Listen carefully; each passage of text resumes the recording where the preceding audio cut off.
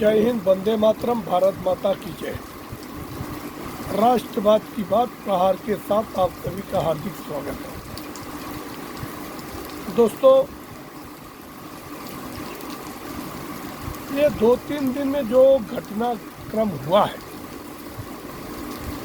पूरे देश और एक एक विषय पे अगर हम विश्लेषण करने जाएं तो 4-5 वीडियो बन जाएंगे, मगर मैं आज आप लोगों को, अपने सभी सब्सक्राइबर, अपने मित्रों को वो चीज़ बताने जा रहा हूँ जो कि 3-4 विषय पे एक हम उसमें समीक्षा करके एक निचोड़ बता रहा हूँ कि सारी चीज़ें कैसी एक दूसरे से जुड़ती नज़र आ रही है। ये सोचने का विषय है। जबकि एक तरफ सब कहते हैं कि हम संविधान में विश्वास करेंगे, अब जब संविधान की बात आती है तो वहाँ पे जाति और धर्म नहीं देखा जाता, क्योंकि संविधान सर्वोपरि है, सबके लिए है और संविधान की बात सबको मानने के लिए विवश होना है। सुप्रीम कोर्ट की बात हर किसी को मानना चाहिए, मगर होता उलट है। जो अपने देश में हो रहा है, लोग अपने सुविधा के हिसाब से करना चाहते हैं। सबसे पहले विषय आता है कि जो ट्रैक पे कहीं पे पत्थर रखे जा रहे हैं, कहीं पे गैस सिलेंडर रखा जा रहा है, कहीं पे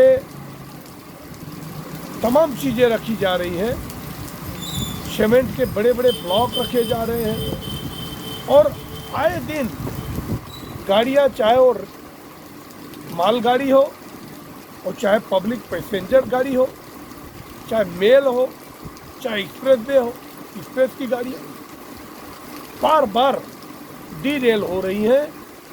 और इसका मकसद एक ही है कि कोई भी सूरत में मोदी 3.0 जो तीसरी बार सत्ता में आए हैं, जबकि किसी के रामो करम से नहीं आए हैं, जनता जनार्दन के आशीर्वाद से मोदी जी तीसरी बार प्रधानमंत्री बने हैं और उनके जो सहयोगी दल हैं वो भाजपा से भी व्यवस्थित और एकदम मजबूती से मोदी जी के साथ खड़े हैं और उसका नतीजा है कि बड़े बड़े फैसले लेते चले जा रहे हैं मोदी जी। और उनके बड़े बड़े कठोर फैसले देश में बिलबिलाने वाली जातियां जो हैं, जो ये तुष्टीकरण की बात करने वाले लोग हैं, वो उनको ये मंजूर नहीं है। वो चाहते हैं कि कोई भी सूरत में मोदी सरकार बदनाम हो और जनता के बीच में कन्फ्यूजन जाए और जनता की नज़र में मोदी सरकार की इमेज खराब हो कि ये एक जब से कमज़ोर हुए हैं, मतलब अपनी पूर्ण बहुमत की सरकार से कम हुए हैं, तो एक कमज़ोर प्रधानमंत्री है ऐसा विपक्ष और देश में उनका जो इकोसिस्टम है वो दिखाना चाहिए। जबकि ऐसा कुछ नहीं है। देश को ये समझने की ज़रूरत है कि इसके पहले जब यूपीए 1 और यूपीए 2 बना था, उस समय कांग्रेस पार्टी की हैसियत क्या थी। पहले तो 140-42 थी यूपीए 1 में और यूपीए 2 के टाइम पे वो कुछ 180 या 75 इतनी थी। मगर वो 10 साल देश में कैसा कुशासन चलाया, देश को कितने भ्रष्टाचार के दलदल में घुमा दिया। उस समय लोगों को लग रहा था कि हमारा देश कहाँ जा रहा है, देश के पास कोई विकल्प नहीं था। और जब सेना में लोग मारे जा रहे थे, हमारे सेना के पास न तो बुलेट प्रूफ जैकेट थी और न उनके पास अत्याधुनिक कोई मटेरियल थे, सुविधाएं थी, और सेना में लोग जाना भी नहीं चाहते थे।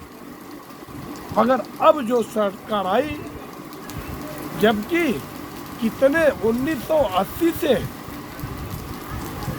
आधुनिकीकरण करने की बात हो रही थी कि अग्निवीर जैसी योजना 1980 से डिमांड थी।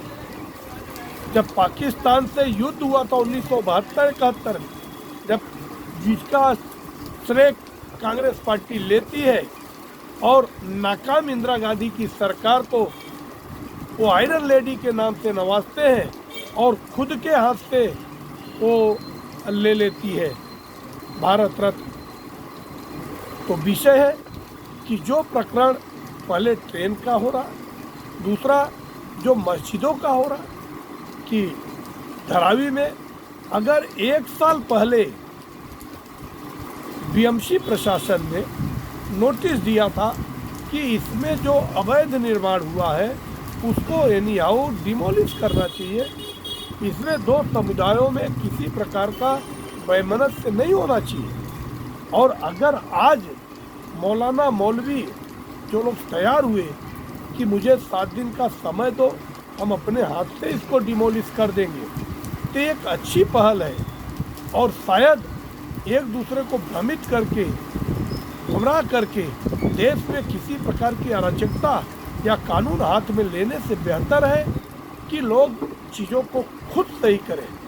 अगर आपके किसी भी धर्म विशेष या कोई भी धर्म हो, अगर आपको अपने धर्म का प्रचार प्रसार करना है तो आप उसको संवैधानिक तरीके से कीजिए, गैर संवैधानिक तरीके से नहीं होना चाहिए। जो सुभानिया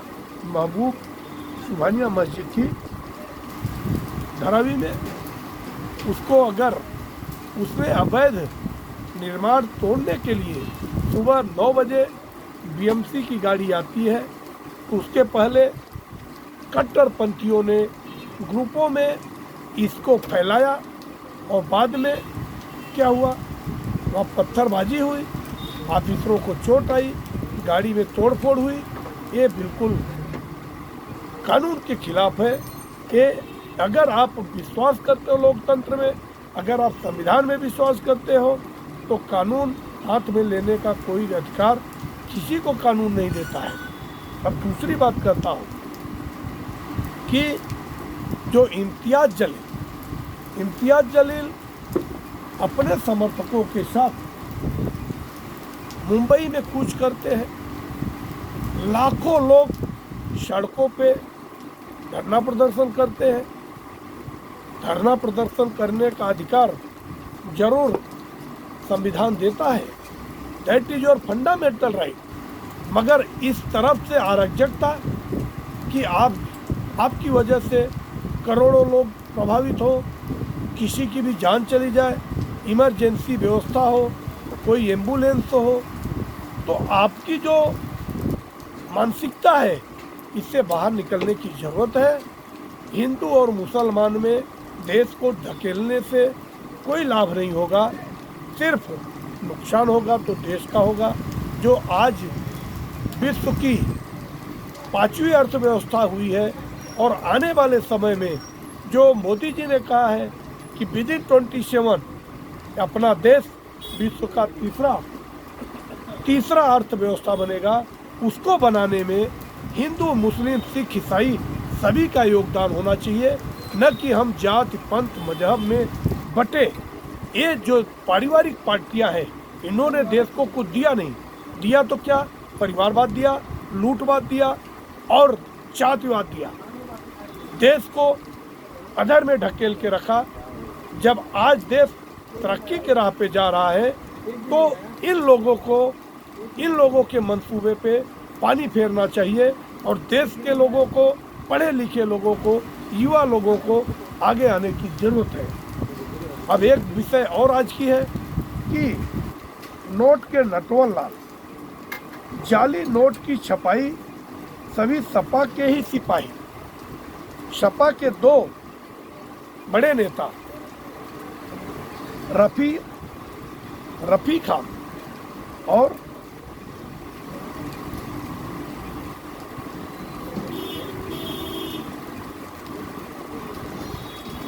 नौशाद खान, ये दोनों पकड़े गए हैं। ये पूरा गिरोह का पर्दाफाश हुआ है। 5.5 लाख नकली नोट पकड़े गए हैं, जो कि नेपाल के रास्ते ये गोरख धंधा किया जा रहा था। तो ये एक तरफ उत्तर प्रदेश में देखा जाए तो समाजवादी पार्टी कितने कितने काले कारनामों में फंस रही है। पहले हत्या, लूट, बलात्कारी के साथ साथ खड़ी दिखी। अपराधी का डीएनए टेस्ट न करा के पीड़िता का डीएनए टेस्ट कराने की मांग की। और अब जब ऐसे काले कारनामे में समाजवादी पार्टी के बड़े नेता पकड़े गए हैं और 10 और लोग पकड़े गए हैं, अब इसमें उनका क्या बयान आ रहा है कि ये जानबूझ के झूठे मुकदमे लगाए जा रहे हैं। क्या झूठा मुकदमा ऐसा हो सकता है कि आपने अगर मशीन नहीं लाया, अगर आप नोट की छपाई नहीं की, तो आपको आपके सारे लिंक कैसे मिलेंगे? ऐसा ही अरविंद केजरीवाल कहते थे कि हमने कोई भ्रष्टाचार नहीं किया है, हमें जानबूझ के फंसाया जा रहा है। मगर जब सुप्रीम कोर्ट ने कहा कि आपको अगर मैं जमानत दे रहा हूँ, मगर कड़क शर्तों पे दे रहा हूँ कि आप न तो अपने सचिवालय जा सकते हैं, न आप किसी फाइल पे साइन कर सकते हैं, न तो आप किसी से मिल सकते हैं, न तो आप कोई विधेयक ला सकते हैं। जब सारे हाथ पैर काट दिए तो उन्होंने नया सगुफा छोड़ा और एक कठपुतली मुख्यमंत्री बना दी, जो आज ड्रामा आज से ही शुरू कर दिया। वो कहती मैं भरत हूँ। भरत जैसे तुम लोगों के चरित्र है क्या? भरत बनने के लिए तुमको क्या क्या करना पड़ेगा? हमारे सनातन संस्कृति को तुम लोग बिल्कुल बदनाम न करो। आज के लिए बस इतना ही। आप लोगों की क्या राय है? आप हमारे कमेंट सेक्शन में आके अपने विचार रखिए। आप देखते रहिए राष्ट्रवाद की बात प्रहार के साथ। नेक्स्ट सेशन में जल्द ही मिलते हैं। जय हिंद, वंदे मातरम, भारत माता की जय।